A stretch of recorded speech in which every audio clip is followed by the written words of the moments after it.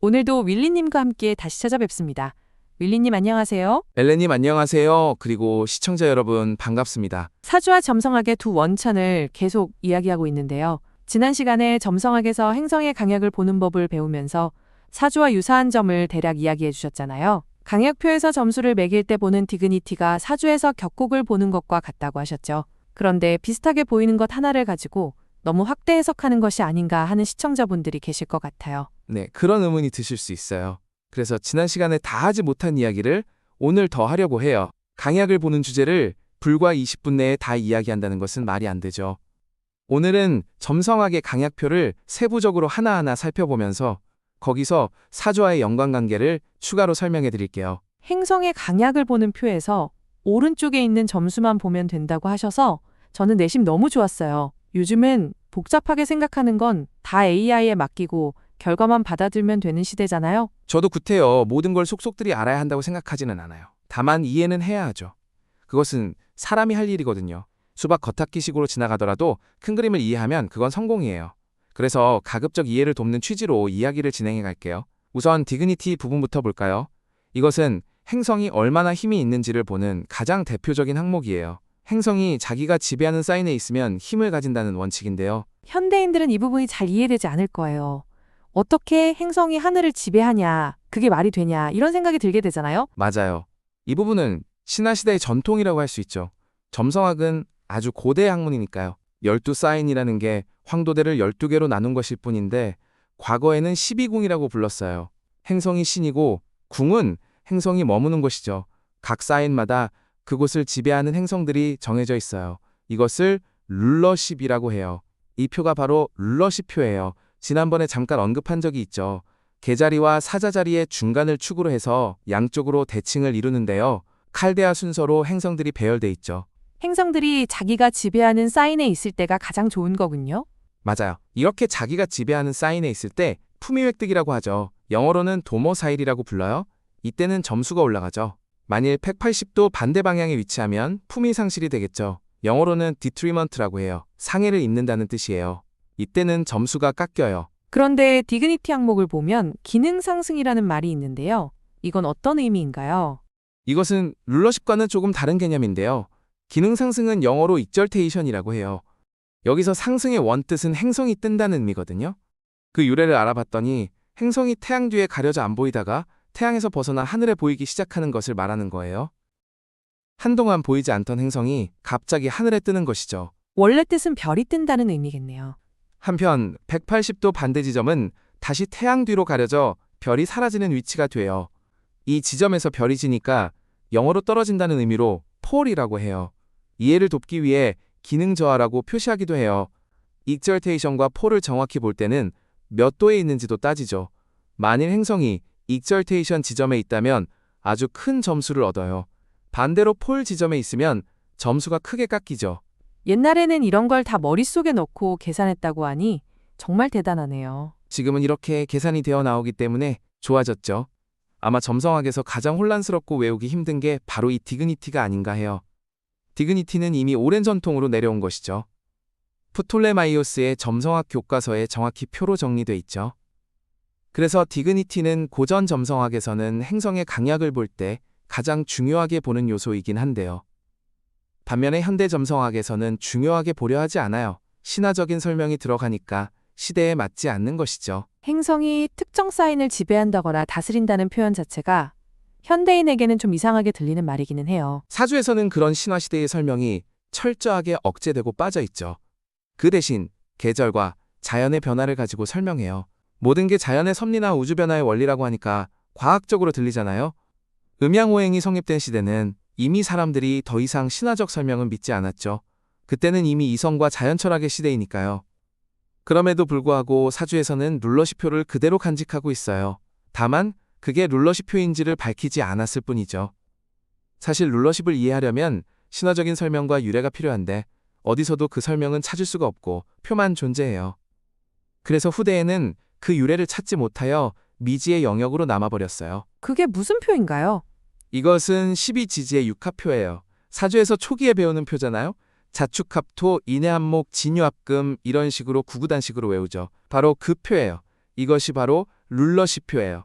이걸 어딜 봐서 룰러시표가 되나요? 여기서 육합표를 다시 정리해 볼게요. 그리고 이 표는 점성학에서 쓰는 룰러시표예요. 두 개를 나란히 놔볼까요? 행성들 배열 순서가 똑같네요.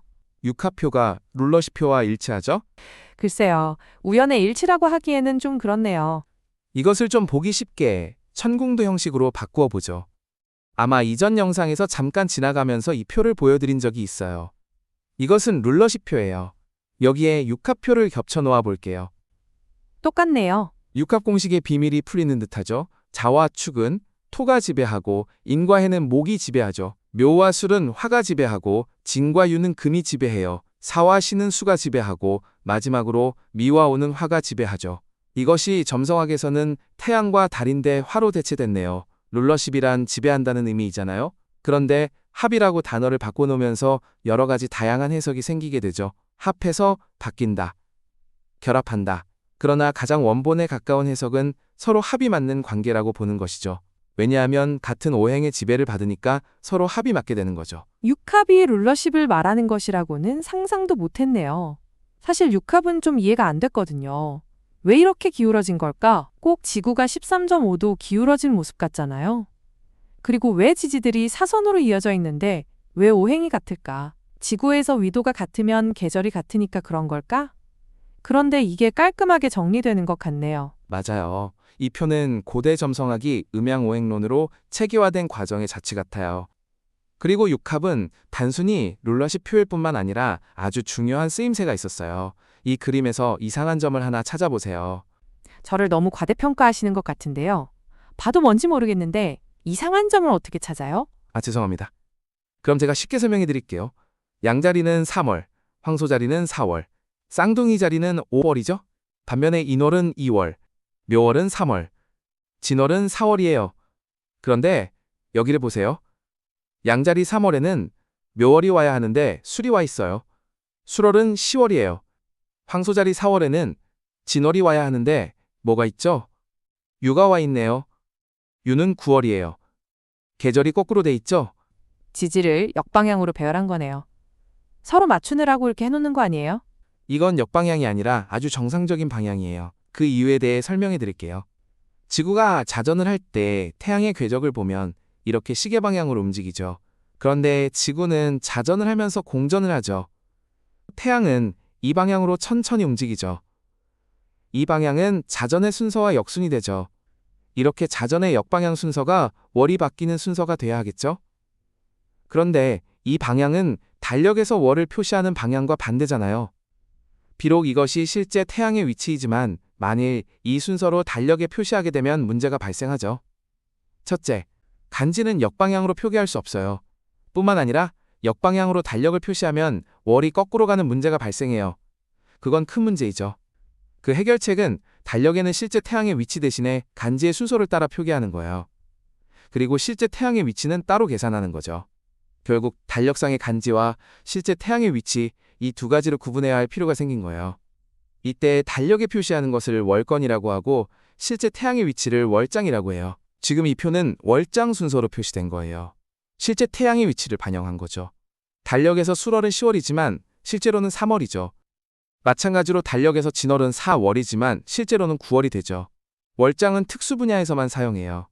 실제 천문학적 맥락에서 태양의 위치를 볼 때는 월장으로 변환해서 봐요. 대표적으로 유김에서 단시점을 칠 때 월건을 항상 월장으로 변환하죠. 그래야 실제 태양의 위치가 나오기 때문이에요. 이렇게 변환을 할 때 사용하는 것이 바로 육합 공식이죠. 육합을 사용하는 또 다른 용도가 바로 이거예요. 즉 월건을 월장으로 바꾸는 공식이죠. 이건 월장이고 이것은 월건, 즉 달력상의 월이에요. 축에서 시작해서 그리고 자에서 시작해서 서로 역순으로 나열하여 짝을 맞춰보면 서로 육합 관계가 되는 것을 확인할 수 있어요. 월장과 월건을 서로 변환해주는 거네요. 맞아요. 육합 공식만 외우면 달력상의 월이 실제로는 어느 지지인지가 금방 나오죠. 현재 달력의 진월이면 실제는 태양은 어느 지지에 있을까요? 진유합금. 답은 유가 되겠네요. 정답입니다. 즉 진월에 실제 태양은 유해가 있는 거예요. 월장이 해월이라면 달력상에는 몇 월일까요? 인해안목. 인월이 되겠네요. 네. 육합을 외면 구구단처럼 쉽게 월장과 월건을 왔다 갔다 할 수 있게 되죠. 왜 이런 구구단을 만들어야 했을까요? 음양오행이 단순히 철학이었다면 그럴 필요가 전혀 없어요. 음양오행은 고대 천문학, 즉 점성학의 뿌리를 가졌기 때문에 그게 필요한 거예요. 무슨 이야기인지 이해했어요. 하지만 시청자 여러분이 월장을 쓸 일이 없기 때문에 하품이 나올 것 같으니까 빨리 다음 이야기로 넘어가죠. 네, 그렇게 하죠. 디그니티는 여기까지 하고 트리플리시티로 넘어갈까요? 트리플리시티는 지난 시간에 간단히 설명했듯이 사원소론과 관련된 개념이죠. 사원소란 화투풍수를 의미하며 각 사인마다 원소가 부여돼 있어요. 12사인을 4개의 원소로 나누면 3이 되므로 3개의 사인이 하나의 원소를 공유하죠. 이것을 3을 의미하는 트리플리시티라고 부르게 된 거예요. 사원소로는 점성학과는 다른 맥락 같은데요. 맞아요. 사원소론은 고대 철학자들이 세상을 설명하는 이론이었어요. 그걸 아리스토텔레스가 자연철학에서 인간이 경험할 수 있는 것으로 정의했어요. 즉, 화는 뜨겁고 건조함이죠. 토는 뜨겁고 습함을 의미해요. 풍은 차갑고 건조한 것이죠. 반면 수는 차갑고 습한 거예요. 점성학에 사원소론이 도입됐다는 것은 일종의 시대적 요구였을 것 같아요. 신화적인 점성학이 자연철학적으로 바뀌었다는 거니까요. 한마디로 당시의 의미에서 현대화된 것이죠. 현대에 들어 점성가들이 점성학을 과학적으로 만들려는 노력과 비슷해요. 표가 재미있네요. 아주 완벽하게 대칭을 이루고 있고요. 12사인을 4가지 색깔로 구분을 하네요. 트리플리시티를 볼 때는 행성의 원소와 사인의 원소가 서로 일치하는지를 보죠. 일치하면 점수가 올라가요. 그럼 행성에도 원소가 있어야 하겠네요. 당연하죠. 기본적으로 행성이 어떤 원소인지를 정하는 규칙은 시대에 따라 조금씩 달라요. 대체로 사원소의 성질에 따라 유추하면 이런 표가 돼요. 화는 뜨겁고 건조함으로 화성과 태양이죠. 토는 차갑고 건조함으로 토성이죠. 풍은 뜨겁고 습함으로 목성이 되고요. 수는 차갑고 습함으로 달과 금성이 되죠. 앞서 말했듯이 이와 다른 방식으로 분류하는 경우도 있어요. 좀 복잡하네요. 시대마다 혹은 점성가마다 다르기 때문에 어느 하나를 선택해야 하죠. 그런데 여기에 모달리티라는 개념이 추가돼요. 그나마 복잡한데 갈수록 태산이네요. 이렇게 3개의 사인이 같은 원소를 가지고 있죠. 비록 같은 원소를 공유하더라도 그 기호는 달라요. 이런 차이를 모달리티라고 해요. 모달리티는 모드, 즉 상태를 의미하죠. 같은 원소이지만 사인에 따라 그 상태가 다르다는 의미예요. 모달리티는 1단계가 카디널, 2단계가 픽스드, 3단계가 뮤터블이에요. 예를 들어 볼게요. 여기서 양자리, 사자자리, 궁수자리는 화원소로 동일하죠. 그러나 모달리티로 보면 양자리는 카디널이고 사자자리는 픽스드이고 궁수자리는 뮤터블이에요. 각각 어떤 의미인가요? 카디널은 새로 태어나서 성장하는 기운이고 픽스드는 완성되어 지속되는 기운이죠. 마지막으로 뮤터블은 변성 혹은 변화를 의미해요. 그래서 양자리는 생성되고 성장하는 기운이 되고 사자자리는 완성되어 유지하는 단계, 그리고 궁수자리는 변화하는 단계가 되죠. 이것은 각 사인의 성격을 이야기할 때 참고해요. 그럼 트리플리시티가 사주와 어떤 관련이 있을까요? 트리플리시티처럼 3이라는 숫자가 들어간 것을 사주에서 찾아보세요. 글쎄요. 잠깐 생각 좀 해볼게요. 삼합, 삼재. 맞아요. 트리플리시티와 삼합과 삼재는 똑같이 3개라는 뜻을 가지고 있죠. 이름만 우연히 같은 걸까요? 그렇지 않다는 것을 바로 설명드릴게요. 트리플리시티 항목과 삼합국 항목을 비교해 볼게요. 놀랍게도 이 두 표는 같은 패턴을 가지고 있는 것을 알 수 있어요. 삼합이란 인호술 화국, 해묘미 목국, 사유축 금국, 신자진 수국이라고 외우죠. 3개의 지지는 하나의 오행에 대응돼요. 이것은 트리플리시티와 형식적으로 같죠. 게다가 하나의 국을 이루는 3개의 지지를 생기, 왕기, 묘기로 구분하는 것은 모달리티와 완전히 일치하죠. 가령 해묘미 목국에서 해는 생기이고 묘는 왕기이고 그리고 미는 묘기이죠. 여기서 생기는 카디널이고 왕기는 픽스드이고 묘기는 뮤터블에 해당하죠. 생기, 왕기, 묘기를 좀 더 설명해 주셔야겠는데요. 생기에서 생자는 날생자로서 태어나는 기운이자 초기의 기운이에요. 카디널과 같은 의미예요. 왕기는 완성되어 지속되는 단계로서 픽스드와 같죠. 마지막으로 묘기에서 묘자는 무덤을 의미하니까 죽은 것이죠. 산 것이 죽은 것으로 변해버렸어요. 죽음은 새로운 삶으로 넘어가는 단계잖아요. 뮤터블이죠. 이것은 하나의 기운이 생기에서 태어나서 왕기에서 번성하다가 묘기에서 땅에 묻히는 사이클이에요. 생로병사를 이야기하는 것 같네요. 삼합을 이루는 3개의 지지는 주요 전환점이라고 보시면 돼요. 인호술 화국은 화기가 인에서 태어나서 오의 절정을 이루고 술에서 끝나는 것을 말해요. 이것을 계절로 보면 봄에서 시작하여 여름을 거쳐 가을에 마무리되죠. 반면 신자진 수국은 수기가 신에서 시작하여 자를 거쳐 진에서 끝나는 사이클이에요. 이것을 계절로 보면 가을에서 시작하여 겨울을 거쳐 봄에 마무리되죠.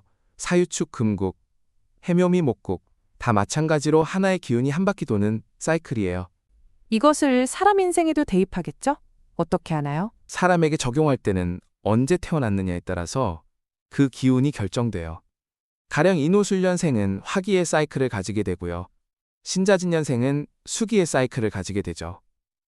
자기가 어떤 기를 가지고 있느냐에 따라 인생은 그 기운의 사이클을 따르는 거예요. 기운의 사이클을 따른다는 말이 좀 공허하게만 들리는데요. 좀 실감나게 설명해 주셨으면 좋겠네요. 지금도 다들 실감나게 사용하고 있는 게 있어요. 그게 바로 삼재이죠. 사람들은 올해 삼재가 꼈다느니 삼재가 나가는 해라느니 하여 삼재라는 말을 사용하죠. 삼재가 여기서 왜 나오나요? 삼재를 볼 때는 우선 띠를 보는데요. 가령 내가 호랑이띠나 말띠, 개띠라면 신유술 3년간 삼재 기간이 돼요. 호랑이는 인이고 말은 오이고 개는 술이죠.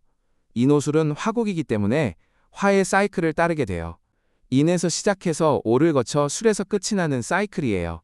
이때 삼재는 이 사이클이 끝나는 마지막 3년이에요. 즉 신유술 3년이죠. 삼재가 그런 뜻이었나요?